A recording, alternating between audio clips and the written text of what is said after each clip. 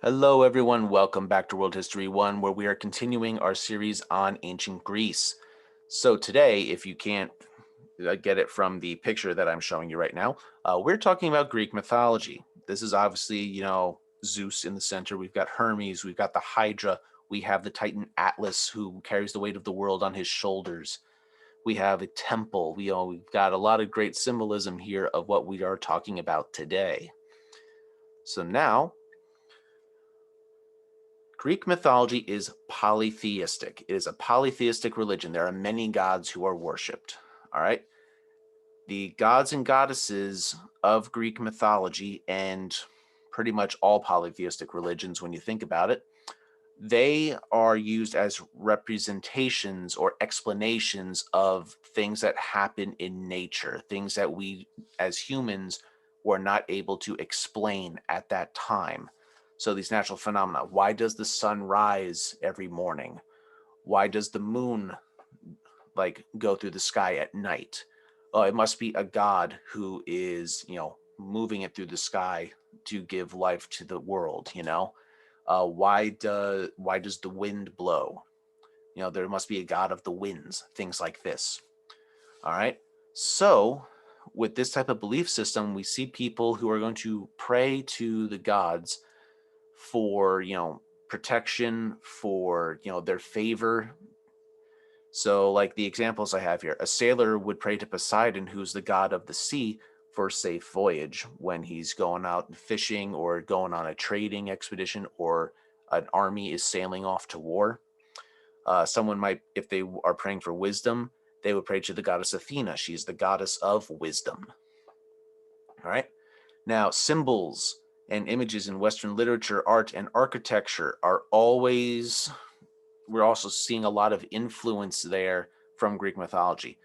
So if you run track, the winged foot shoe, that is a symbol of Hermes, the messenger god.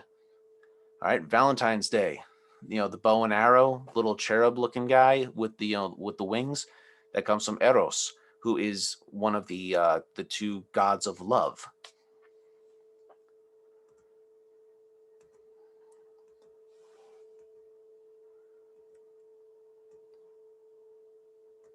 All right. Now, before we get into a lot of the gods, there is a crazy family tree that happens with Greek mythology. So, the original beings are Uranus and Gaia.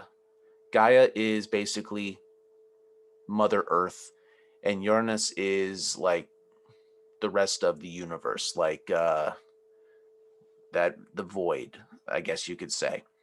And they have children who are the Titans. We have the king and queen of the Titans, Rhea and Kronos, Kronos being the king. Then there's Phoebe and Chaos, Oceanus and Tethys. And they, in turn, are all going to have children who are the gods, like the Greek gods that we know. So, like Kronos and Rhea, they're going to have Hestia, Demeter, Poseidon, Hades, Hera, and Zeus. They're the big six of the Greek gods. And you know, with each of these phases, the parents are overthrown by their children. The Titans overthrew Uranus, and they spared Gaia. Uh, the gods are going to overthrow the Titans, and whoever wasn't killed was imprisoned in Tartarus or their version of hell. Uh, then the gods, you know, Greek mythology is a little and by that I mean like there's questionable things by today's standards. Like the gods are in incestuous relationships, shall we say? For example, Zeus and Hera, they're husband and wife. They're also brother and sister. Okay, they have several children. They have Ares, Hephaestus, and Hebe. We get to talk about some of those. Zeus has children with his cousin Leto, Apollo and Artemis. He also has by this family tree, Zeus is also the father of Persephone with his other sister, Demeter. And there's all sorts of other stuff like, yeah, you can follow this family tree and see Zeus. He got around a lot. So like he's over here with like other cousins, like the children of his cousins' children, making some deeper levels incestuous stuff going on here, where we get Hermes and Aphrodite from. So yeah, Greek mythology is a little on the creepy side, especially when it involves Zeus getting with somebody. Okay. Now, Greek gods and goddesses. They live on Mount Olympus. It is like one of the biggest mountains in Greece. All right, so it's a very holy site to the ancient Greeks. Zeus, he is the ruler of the sky and he's the god of thunder. His weapon is the thunderbolt, okay, lightning. He is called the father of the gods, and judging by this family tree, yeah, that's not very. That's pretty accurate, right? So he's father to at least half of them. So then there is Hera, the queen of the gods. She is the goddess of marriage and family. And then there is Apollo, god of music and light. He's the son of Zeus, but not with Hera.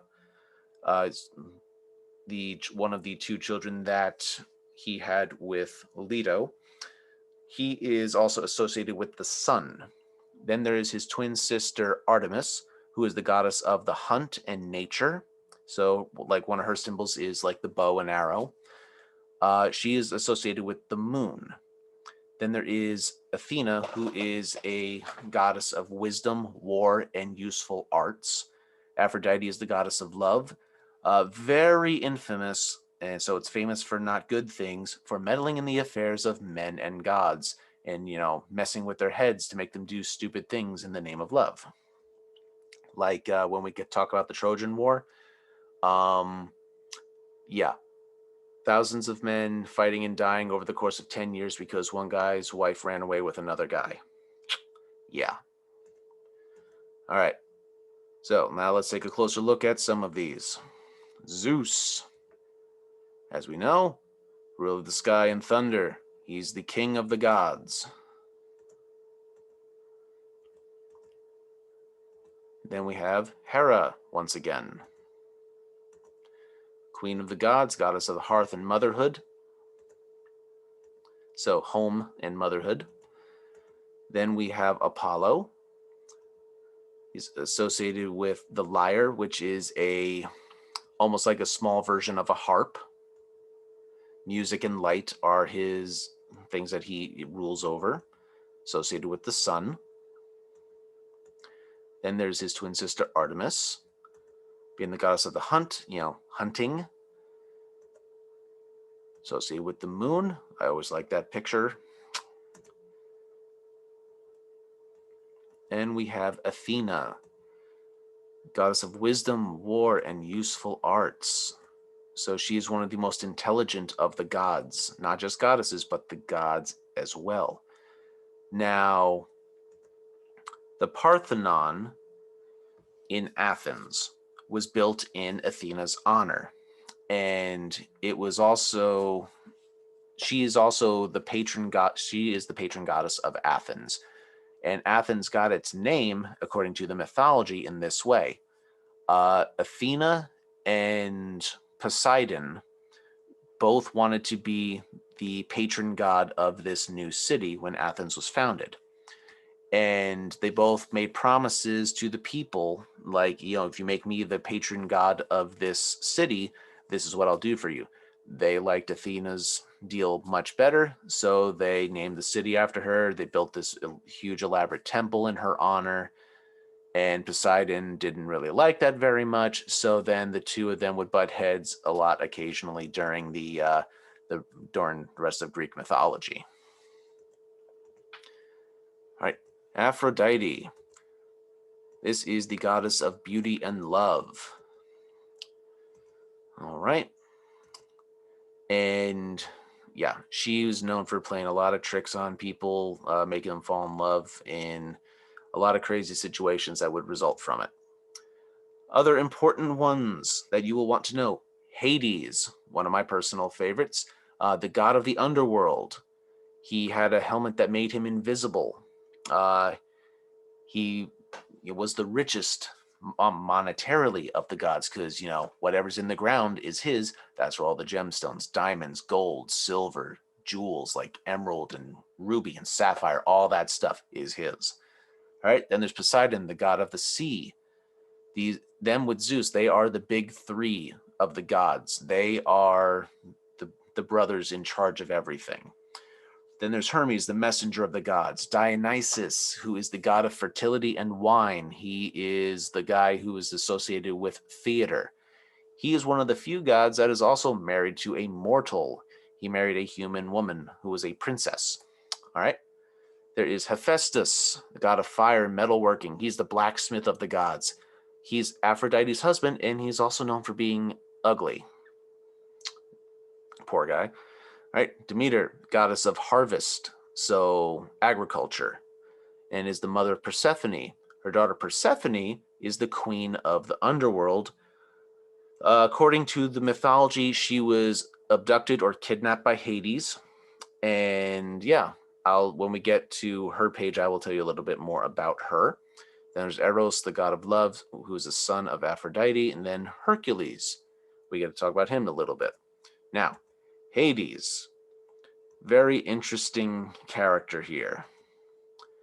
So yeah, he is the god of the underworld. So all the souls, they basically come before him for judgment, whether they're going to the Elysian Fields or they're going to Tartarus. Elysian Fields is basically heaven. Tartarus is the equivalent of hell.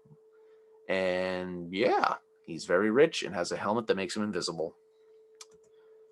All right, Poseidon, the god of the sea, associated with his trident, the three-pronged fork that you see right here. All right. Now, for those of you who enjoy The Little Mermaid, King Triton, Ariel's father, is the son of Poseidon. So Ariel is technically Poseidon's granddaughter.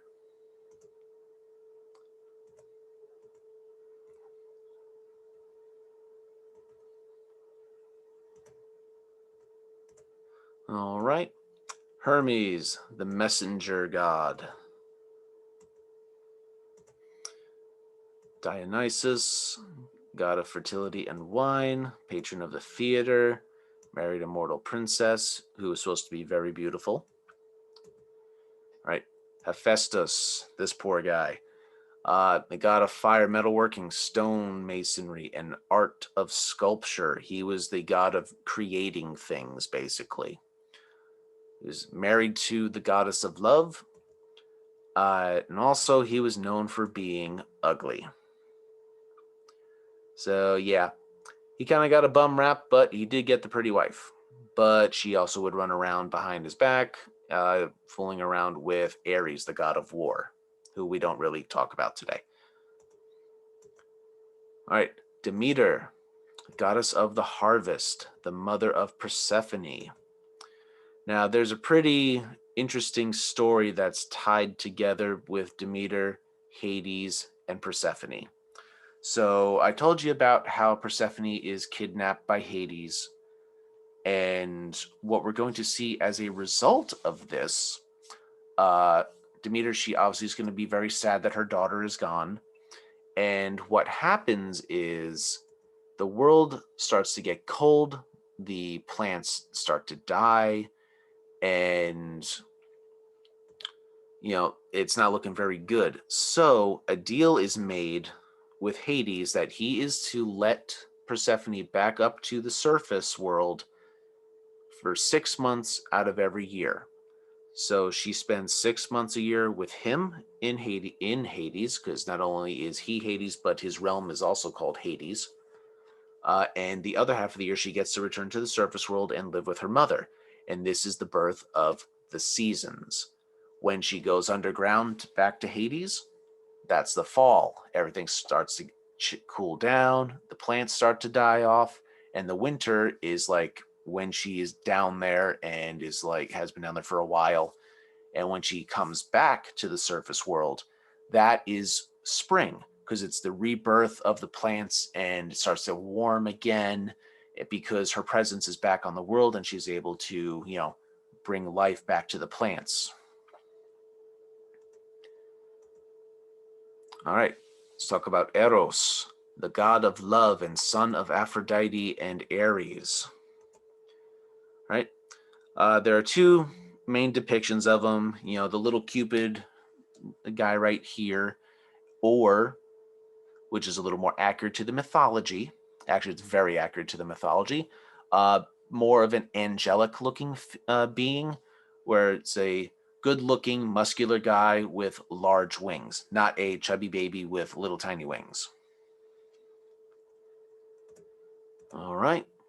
And now our final one that we are going to talk about today, Hercules, the son of Zeus and a mortal woman. So he is what is known as a demigod because only one parent was a god and one person was a regular human.